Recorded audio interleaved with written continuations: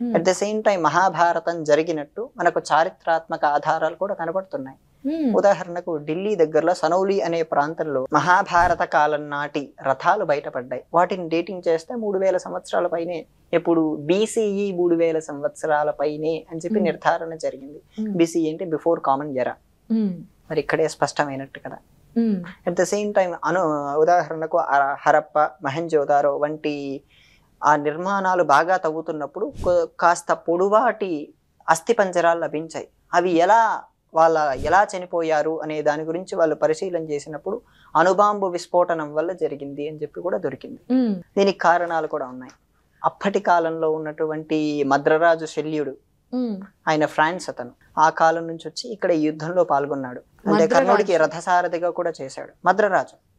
At the same time అప్పుడు ఉన్నటువంటి రాజ్యాల్లో చుట్టుపక్కల ఉండేటువంటి చాలా రాజ్యాలు వచ్చి పాల్గొన్నాయి. ఉదాహరణకు కంబోడియా అంటారు, అది కూడా ఈ యుద్ధంలో ఉంది.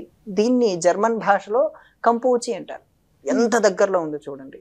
సో ఈ మహాభారతం అనేటువంటి యుద్ధంలో అప్పుడున్నటువంటి ప్రపంచంలో ఉన్న ప్రతి రాజ్యం పాల్గొనే ఉంది. అది గ్రీస్ అవ్వచ్చు, ఏన్షియంట్ రోమన్ అవ్వచ్చు, అంతకంటే ఉన్నటువంటి రాజ్యాలు ఏవైనా అవ్వచ్చు, అలా చుట్టుపక్కల ఉండేటువంటి చాలా రాజ్యాలు ఇందులో పాల్గొన్నాయి. అవి పాల్గొన్నప్పుడు అందులో ఉండేటువంటి రాజులు చాలా మంది ఇక్కడ చనిపోయారు.